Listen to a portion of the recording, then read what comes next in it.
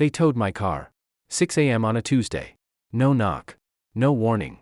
Just a flatbed truck hauling away what they assumed was junk, while I was still in the air returning from a business trip. I pull into my driveway, suitcase still in hand, and what do I see? My car, covered just days ago, is now chained and being dragged down the street. The HOA president stands there like she just personally cleaned up the neighborhood. Arms folded. Designer athleisure. That smug little smile like she's starring in her own reality show. Neighbors peer from behind curtains like it's primetime drama. Eyes wide, coffee mugs paused mid-sip. I walk up. Gravel crunching under my shoes like the start of a Western standoff. The air smells like diesel and judgment. And that's when it hits me.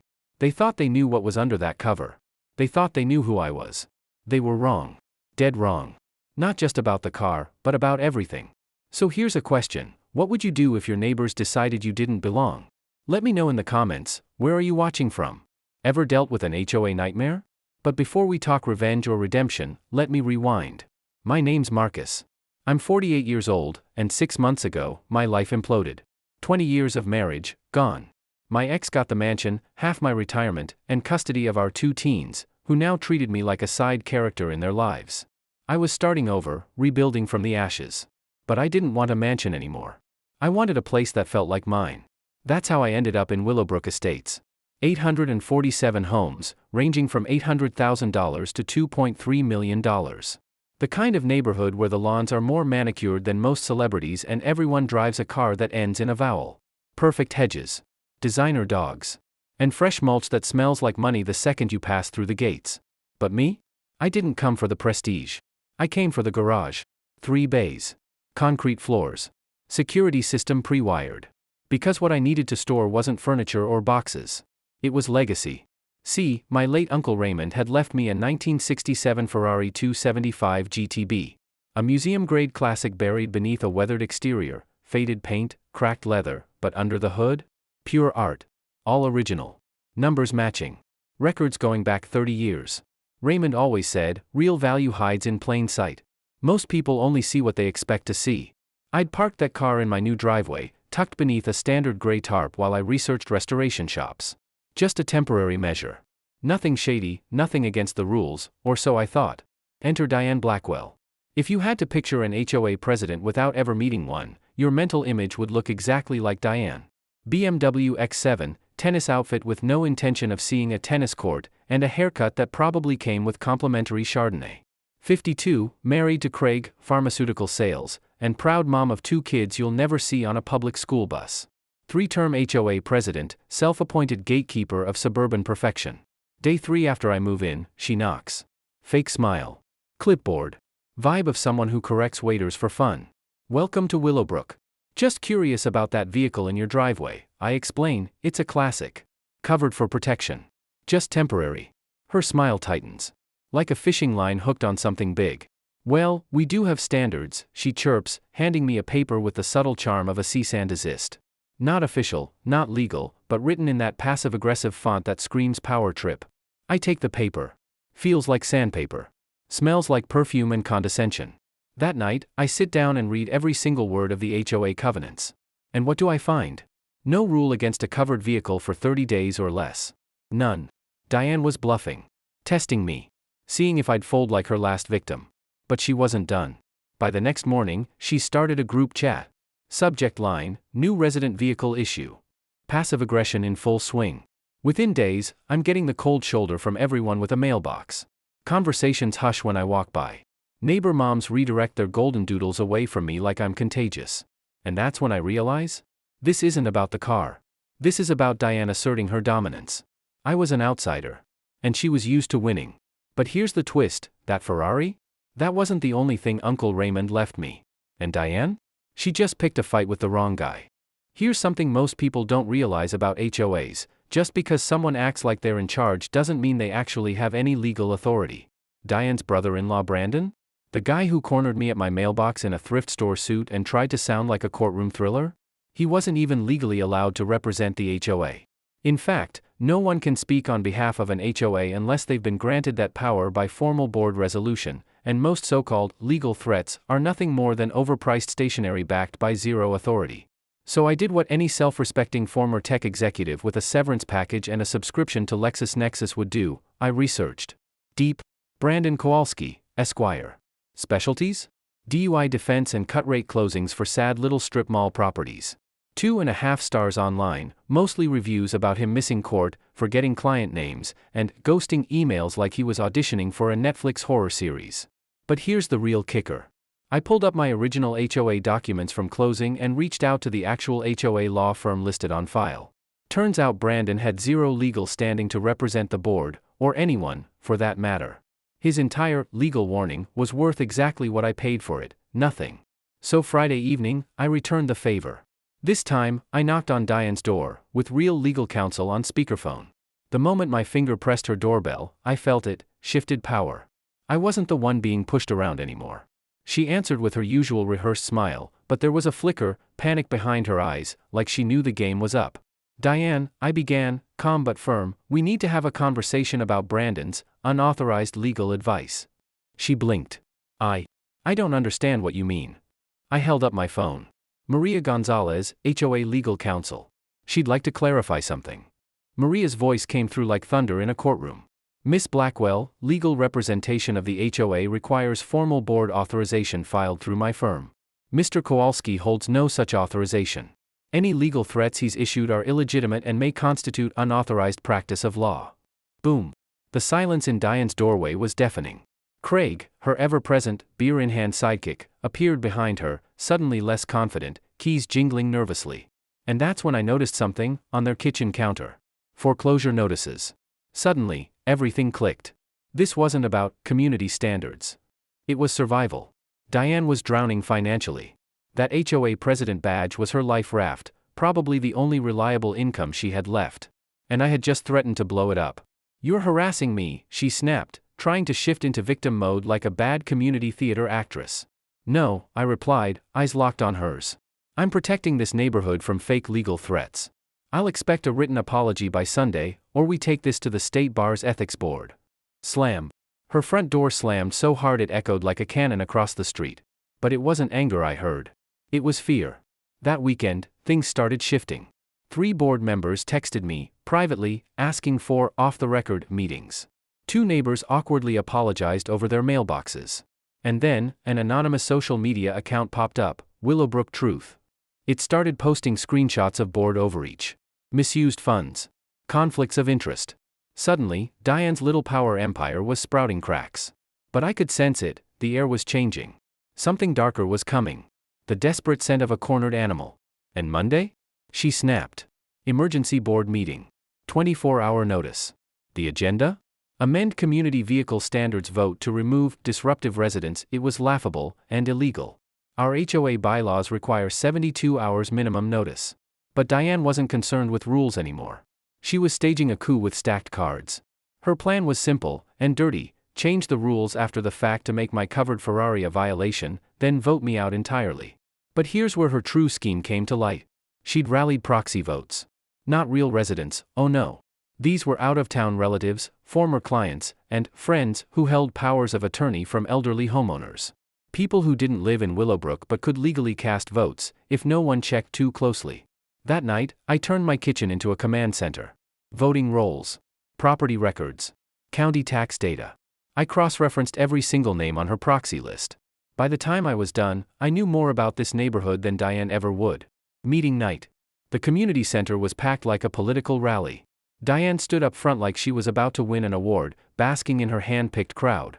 Craig lurked in the back, whispering instructions like a bad mob movie extra. She clicks through a PowerPoint presentation full of photos of my covered car, as if I'd committed treason against a suburban utopia. All vehicles must be visible and identifiable at all times, she says, laser pointer clicking like a metronome of mediocrity. Daily fines of $50. Effective immediately. Smiles. Applause. Murmurs of approval from the crowd. She stacked herself. She calls for the vote. 23 in favor. 8 opposed. Amendment passes. She beams. Starting tomorrow, Marcus will be fined $50 per day until the violation is resolved. Then she adds with mock sweetness, any other business? I stood up. Silence. My chair creaked like thunder in that little room. Yes. I'd like a copy of the official vote tally and the attendee verification list. Diane froze. That's not necessary.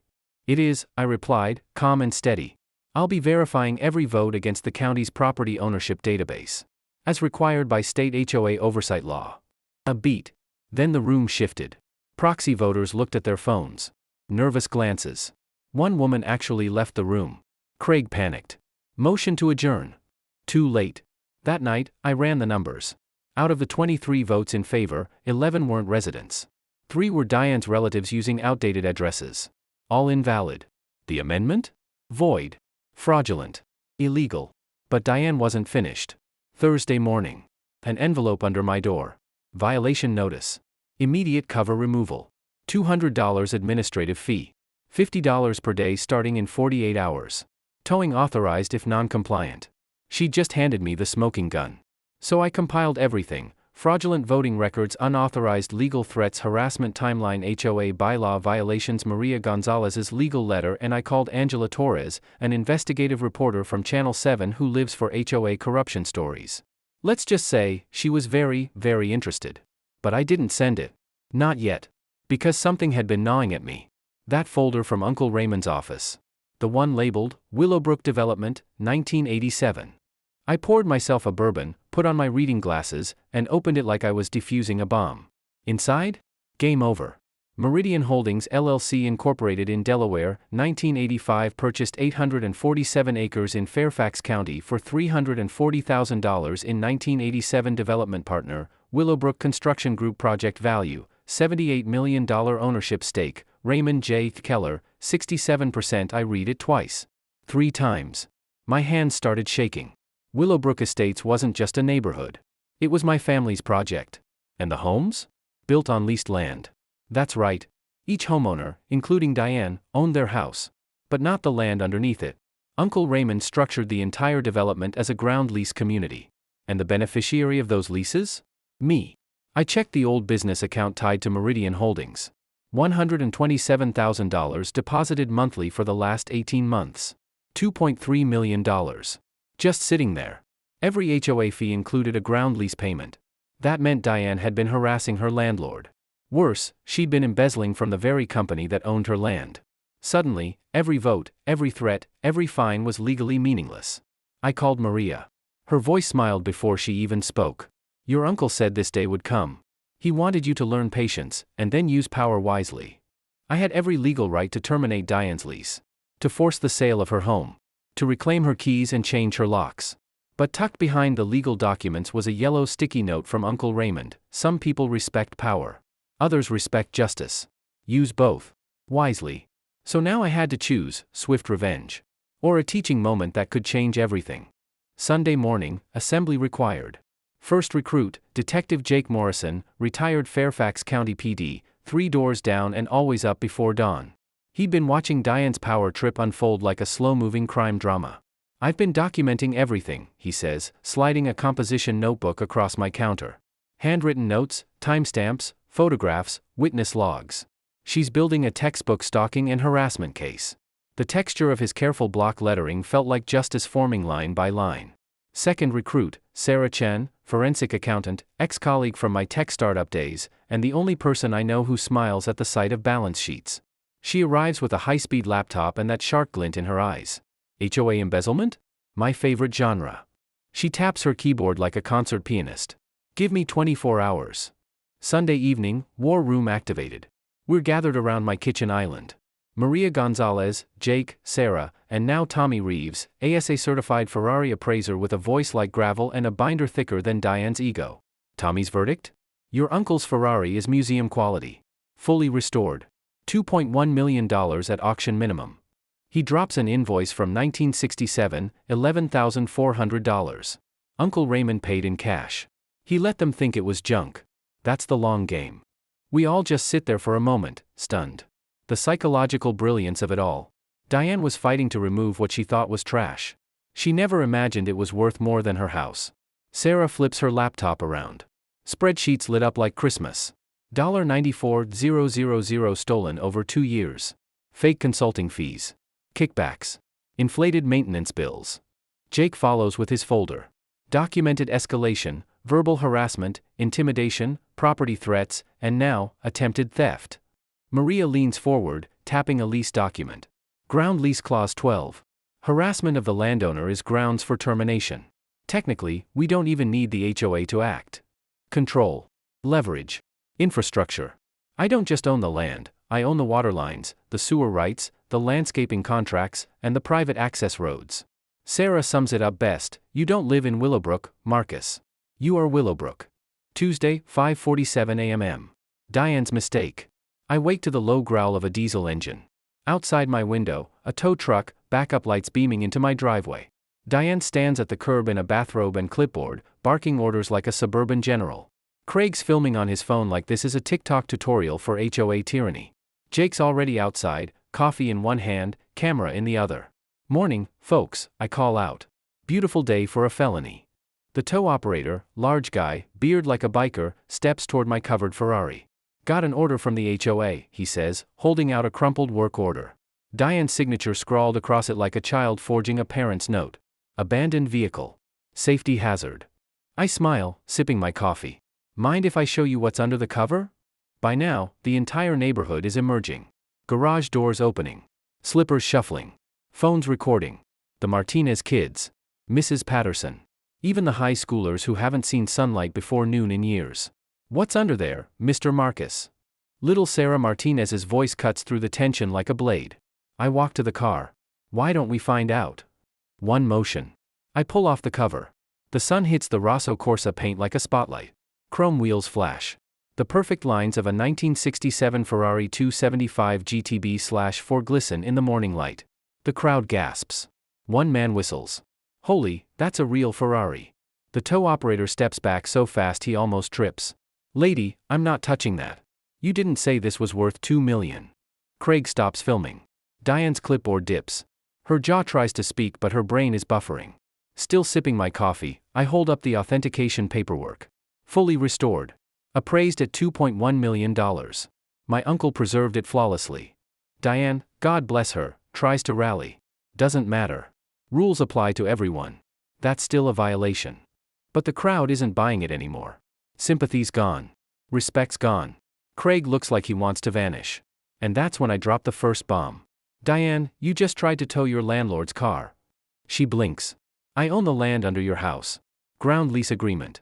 You've been paying my company rent for 18 months. Every HOA fee includes it.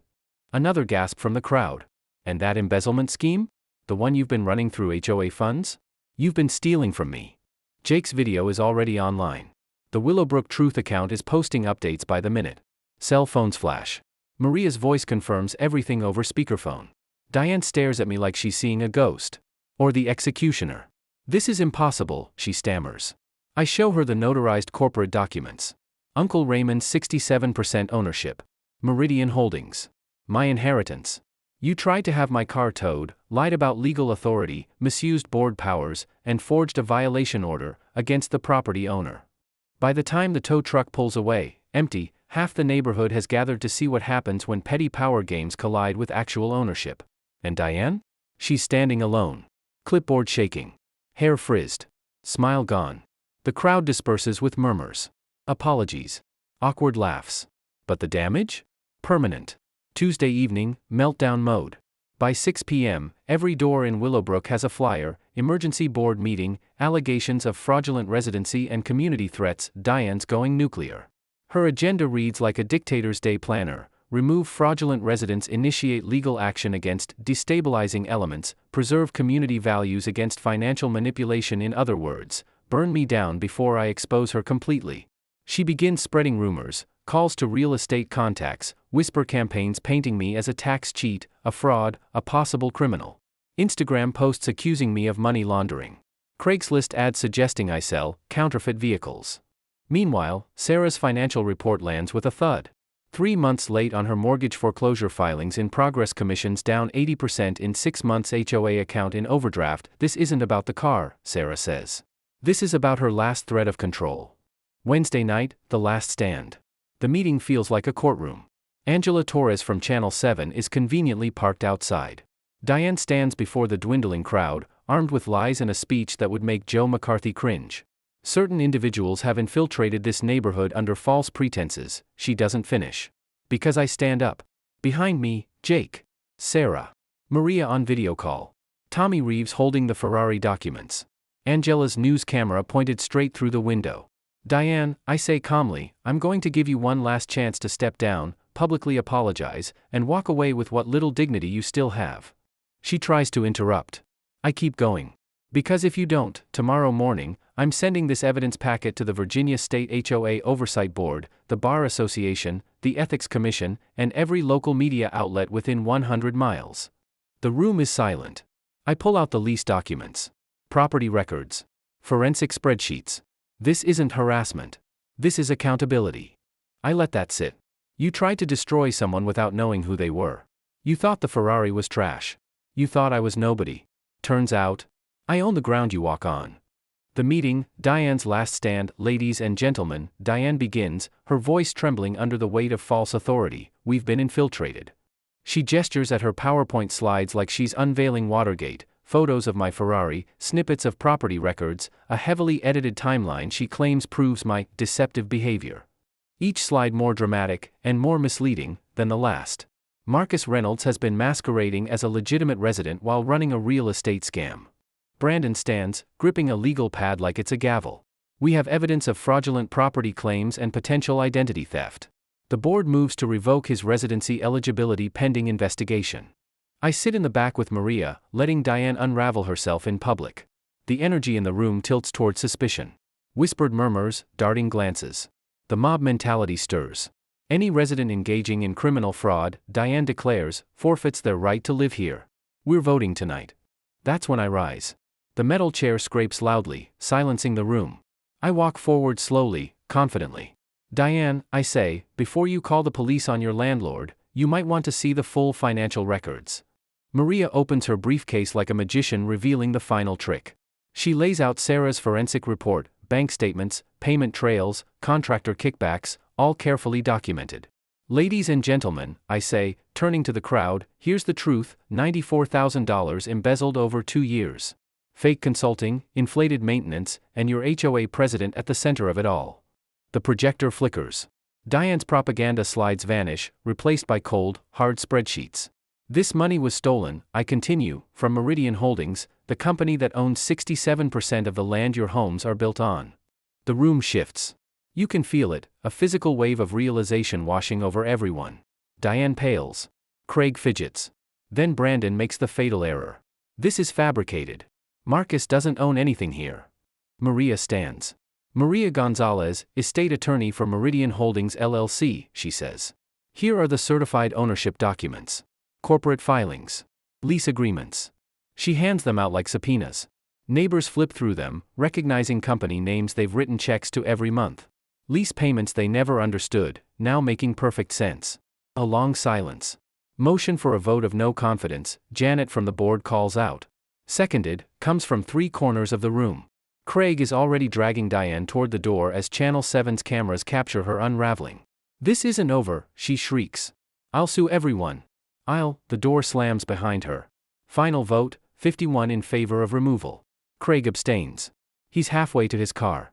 The aftermath, healing begins. The dominoes fall fast, emergency board election scheduled. Community vote to reimburse stolen funds. Diane's real estate license flagged for investigation. HOA accounts frozen for audit. But what I notice most isn't the legal victory. It's the scent of justice. 3 weeks later, Redemption Rally. The community center buzzes like a town hall on election night. I pull up in the Ferrari, engine purring like a satisfied cat. Kids run to the windows. Angela Torres and her news crew are back, cameras rolling. The air is filled with coffee, nerves, and hope. Diane's house now sports a bright red for sale sign, though foreclosure special might have been more honest. Craig hasn't been seen in days. Rumor is he's moving to Florida. Or therapy. The meeting opens. Order, please, says Sarah Martinez, our newly elected HOA president, holding a wooden gavel. The same woman whose daughter asked what was under the Ferrari cover. Now running the board. Jake Morrison is sworn in as security liaison. The retired detective gets a standing ovation. We're here, Sarah says, to make sure this never happens again. My turn. Sarah calls me to the podium. The wood feels warm. Familiar. No intimidation. No power games. Just community. 3 weeks ago, we learned what happens when we judge people too quickly and trust the wrong ones too easily. The room listens. Really listens. My Uncle Raymond left me more than a Ferrari. He left me a lesson: let people reveal their character before you reveal your cards. I pause. The air is still. Today, I'm announcing the creation of the Raymond Chin Memorial Fund, in honor of the man you knew only as the quiet guy who never came to meetings. Gasps. Program pages rustle. This wasn't on the agenda. $2.3 million in accumulated lease revenue will go toward annual scholarships for local students in engineering and business. Applause begins, hesitant at first, then growing into something real. The first recipient, I continue, is Jake Morrison's granddaughter, currently studying mechanical engineering at Virginia Tech. Jake's eyes water. The applause becomes a standing ovation. More than justice, we're also launching a community improvement fund, new playgrounds, community gardens, and an annual classic car show to raise money for food banks. I hold up a hand. And because actions must have consequences, we're implementing mandatory financial transparency. Open books. Monthly reports. Independent audits. Here's your final knowledge nugget: document everything. Video. Audio. Financial records. They don't just win legal battles, they rebuild trust. Angela Torres walks up. Marcus, how does it feel to turn conflict into community? I smile. My uncle always said, real wealth isn't what you own. It's who you trust. 6 months later, Legacy Locked in Willowbrook makes the cover of Virginia Living as a model HOA community. Property values up 12%. Community satisfaction, all-time high. The Ferrari? A local legend, now raising money for charity at car shows. The Raymond Chin Fund awarded scholarships to 5 students. Jake's granddaughter stood on stage at Virginia Tech holding a giant check, and I could feel Uncle Raymond's smile in the air. The community garden? A local success story. Tomatoes replacing tension. Neighbors planting side by side. And Diane? North Carolina. Where real estate rules are looser, and Craigslist reputations go to hide. Occasionally, anonymous donations appear in the scholarship fund. I have my suspicions. Redemption takes many forms. Epilogue: drive forward, Sarah and I started dating. Slowly. Adults navigating post-crisis peace. The kids approve. The Ferrari? Now appraised at $2.4 million. But its real value is symbolic, a transformation from hidden treasure to community centerpiece. Final knowledge nugget: always research property ownership history. You might find not just legal rights, but the leverage to transform an entire community. The ripple effect continues. Angela Torres won a regional Emmy. 3 HOAs now using our model. Maria specializes in ground lease law. Jake consults on HOA security reform. Even our annual car show raised $75,000 last year for local shelters. Best of all? HOA meetings where people actually show up. Open books. Honest dialogue. Shared goals. We didn't just fix a neighborhood. We built a community. As I drive home, the Ferrari's engine hums like a reward, not for winning a war, but for choosing the right battles. The rearview mirror shows a neighborhood waving. But the road ahead?